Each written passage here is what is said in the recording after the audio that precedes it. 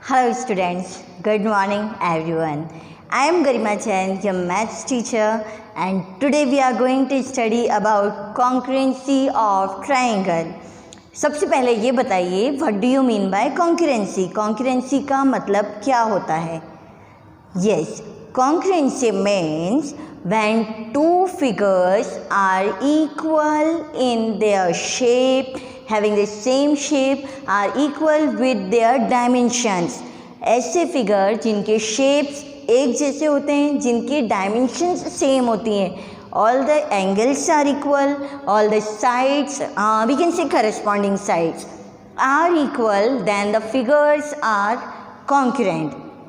इसी को और शॉर्ट में अगर हम समझें तो जब दो फिगर्स टोटली एक दूसरे पर ओवरलैप हो सकेंगे, then the figures are known as concurrent figure.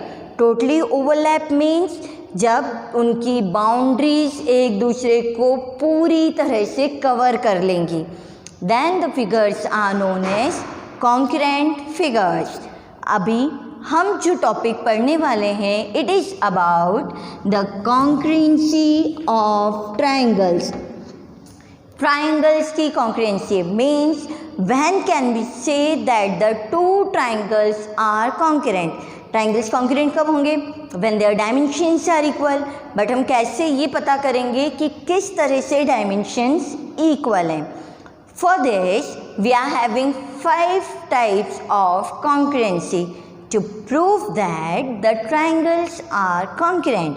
कोई भी ट्राइंगल्स कॉन्करेंट हैं, ये प्रूव करने के लिए हमारे पास 5 तरह की कॉन्करेंसीज होती हैं. कोई भी फिगर, कोई भी क्वेश्चन जब हमें गिवन होता है तो उस क्वेश्चन में या उस फिगर में the related congruency we have to apply, and then we will prove that the figures are congruent. Now let us see which are the 5 different types of congruencies. First one, the first congruency is SSS, means side, side, side. What does this congruency mean? The meaning of this congruency is when two figures are having their corresponding sides equal to one another. जब कोई दो triangles हैं और उन triangles की corresponding sides एक दूसरे के इक्वल हैं, उस कंडीशन में the figures will be concurrent by triple S concurrency. Suppose you are having 2 triangles. 2 triangle हैं. One is triangle ABC and another one is triangle PQR. When we are having these 2 triangles and we say here कि AB is equals to PQ, AC is equals to PR and BC is equals to QR. मतलब अगर हम यहाँ ऐसा बोलते हैं कि triangle की साइड ए बी इक्वल है ट्राइंगल की साइड पी क्यू के, triangle side A C is equals to the side of the triangle P R and the triangle side B C is equals to the side of the next triangle Q R. If these 3 sides are equal to the corresponding sides of next triangle, then we will say here that triangle ABC is congruent to triangle PQR. यहाँ ये बोला जाएगा कि triangle ABC concurrent है triangle PQR के. अगर मैं इसे इस तरह से लिख दूँ कि ट्राइंगल ABC कॉन्करेंट है ट्राइंगल QRP के, तो क्या ये करेक्ट होगा? ट्राइंगल तो सेम है, PQR QRP same triangle it is shown here. तो क्या इस गिवन कंडीशन के साथ ये करेक्ट होगा? नहीं होगा. क्यों नहीं होगा? क्योंकि हमने यहाँ बोला है साइड AB के इक्वल है साइड PQ. कौन सी साइड इक्वल ली है हमने? ए बी के इक्वल करी है side P Q, but if we write A B C equal to Q R P, तो इस कंडीशन में ए बी के इक्वल होती है क्यू आर। इस कंडीशन के अकॉर्डिंग क्या होगा, ए बी के इक्वल आई side Q R, which is not true according to the given situation. जो सिचुएशन गिवन है उसके अकॉर्डिंग ये पार्ट ट्रू नहीं है। तो जब हम कॉन्करेंसी लिखते हैं तब हमें ये भी ध्यान रखना है कि किस करस्पॉन्डिंग पार्ट को हमने दूसरे ट्राइंगल के कौन से पार्ट के इक्वल लिखा है। Same parts should come when we show the concurrency. वही सेम पार्ट्स जब हम कॉन्करेंसी शो करेंगे तो आना चाहिए। कैसे चेक करा, ए बी की equal P Q, see here A B, first two sides A B, here first two points P Q, हो गया ए बी की equal P Q. Second, A C equals to P R, A C equals to P R है same sides पे, A and C equals to P and R. Next, B C, the side B C equals to side Q are, this is B C, last two letters equals to QR, again last two letters, so these are equal। तो हमेशा ध्यान रखना जब हम concurrency लिखते हैं तो लिखने में भी जिन ट्राइंगल्स को हमने कॉन्करेंट बोला उनकी साइड्स गिवन कंडीशन के अकॉर्डिंग मैच होना चाहिए, then only the concurrency will be true. This symbol equal to and a curve over it, this symbol is the symbol of congruency। ठीक है, ये जो सिंबल है ये सिंबल किसके इक्वल है, कॉन्करेंसी के। तो यदि किसी क्वेश्चन में हम ये प्रूव कर देते हैं that three sides of one triangle is equals to the corresponding three sides of another triangle, then the triangles are concurrent by S S S concurrency. Triangles किससे कॉन्करेंट होंगे, ट्रिपल एस कॉन्करेंसी से। Now let us study the next one. The second type of concurrency is A S A concurrency. Second type is A S A. A represents angle, side angle, angle, side angle congruency. What comes over this? Again, if you are having two triangles, triangle ABC and triangle PQR. If in these two triangles we say angle A equals to angle P, angle B equals to angle Q, and the side included in between these angles, that is AB equals to PQ, then in this condition the triangles are congruent by ASA congruency। Angle A यदि हमने बोला equal है angle P के, angle B यदि हम बोलेंगे equal to angle Q, और side A B equal है साइड पी क्यू के। ध्यान रहे जब हम ए एस ए कॉन्करेंसी कर रहे हैं it means to angles and the side in between these angles, to angles and the included side, मतलब जो दो एंगल्स हम इक्वल बोल रहे हैं उन्हीं एंगल्स से बनने वाली जो साइड है that side should be equal to each other. In that condition we will say that triangle ABC is congruent to triangle PQR by ASA congruency। किससे कॉन्करेंट होंगे ये, ASA कॉन्करेंसी से। अब इसी की तरह एक और कॉन्करेंसी होती है which is AAS concurrency। दूसरी टाइप की कॉन्करेंसी क्या होगी, AAS। यहीं पर एक्सप्लेन करती हूँ मैं the third concurrency, AAS concurrency. ध्यान से समझना और दोनों कॉन्करेंसीज के बीच में जो डिफरेंस है उसको ध्यान रखना। AAS concurrency means angle side. AAS कौन सी होती है, एंगल साइड। यहाँ क्या है, एंगल साइड एंगल। क्या डिफरेंस दिख रहा है दोनों में, the difference is here to angles and the side in between the angles. Next one, two angles और उनके एंगल साइड कॉन्करेंसी, है ना। अब इसमें हम क्या कर रहे हैं, suppose we are having this triangle ABC and another triangle PQR. So in these two triangles, if angle A is equals to angle P, angle B is equals to angle Q, and the non-included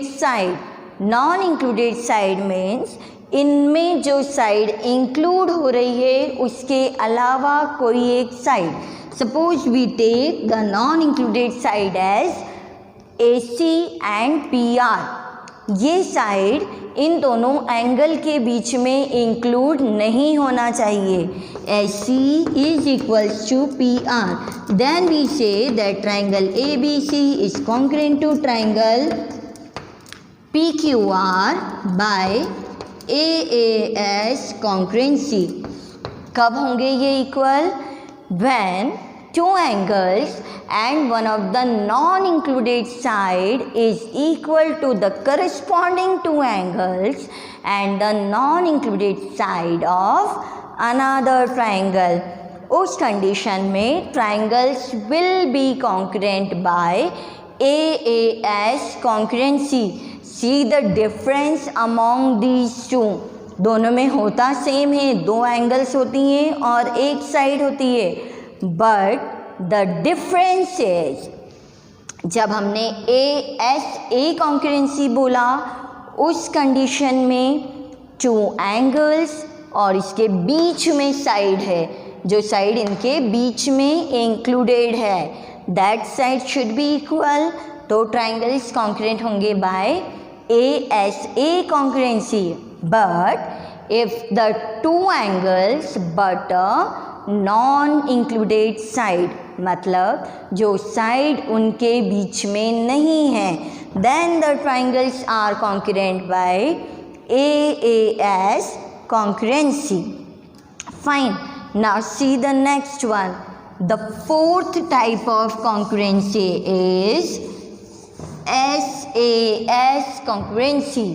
Fourth type is SAS concurrency, means side angle side। कौन सी concurrency हो गई है, side angle side. Side angle side means बहुत easily आप लोग अपने mind में अब इसको फिट कर सकते हो, same like we have done the last one. Two sides and one of the included angle, दो साइड हैं और उसके बीच वाला एंगल है, then it is side angle side concurrency. Like if we are having these two triangles, triangle ABC and a triangle PQR. If I say AB is equals to PQ and BC is equals to QR, and what is their angle in between? Angle कहाँ है, बीच में, मतलब इन दोनों sides के बीच में बनने वाला angle. Same thing, इन दोनों साइड से बीच में बनने वाला angle. If two sides and the included angle is equal, angle B equals to angle Q, then we say that triangle ABC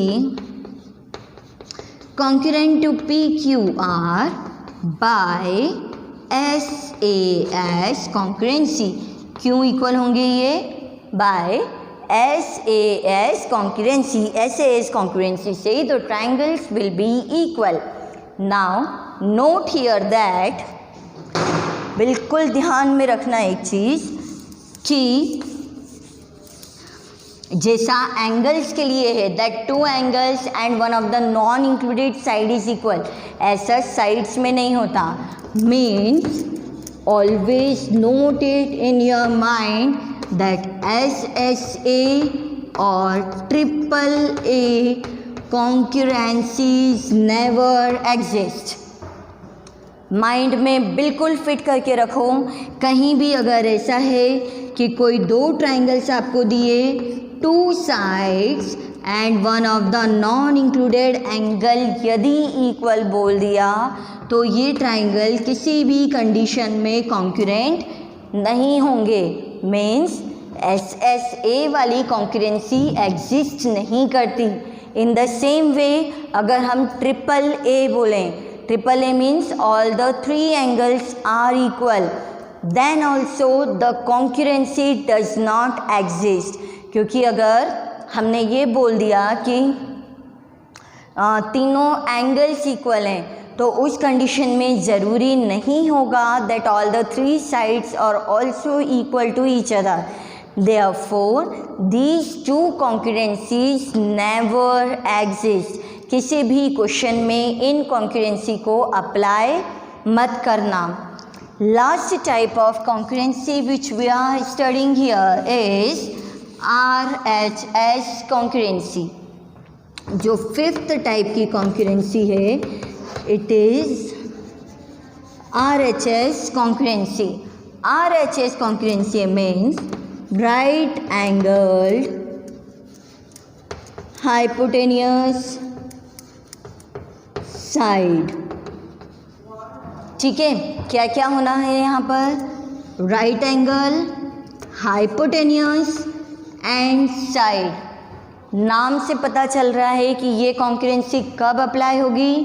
only when the triangles are right angle triangles. कहाँ apply होगी ये?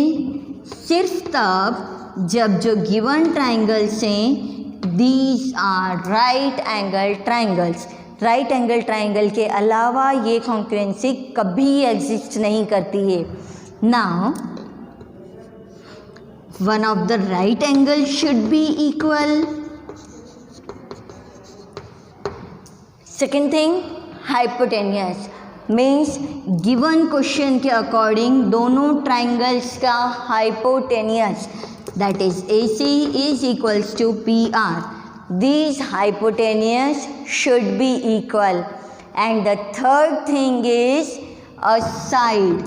मतलब इन दोनों existing side में से either perpendicular or base. Same thing for the next triangle, either perpendicular or base. या तो दोनों के perpendicular equal हों या दोनों की base equal हों. Suppose we are having here BC is equals to QR.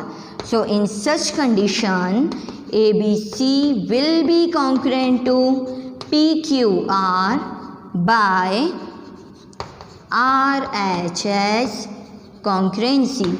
क्या होंगे ये? इक्वल हो जाएंगे बाय RHS congruency. समझ में आई आपको पांचों concurrencies? Which are the 5 types of concurrency? First one we have studied SSS concurrency. Second one it is angle side angle concurrency.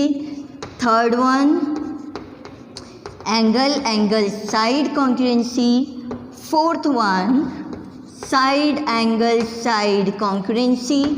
And fifth one RHS concurrency. Only these are the 5 types of concurrencies which exist. बस यही 5 तरह की concurrencies हैं जो exist होती हैं. Not existing one are first one side angle concurrency and second one AAA concurrency. इस तरह की concurrencies कभी भी exist नहीं होती हैं. Fine. look at the concept, understand the concept of concurrencies very clearly, then only you will be able to solve out the questions given to you in your exercise. Okay, have a nice time.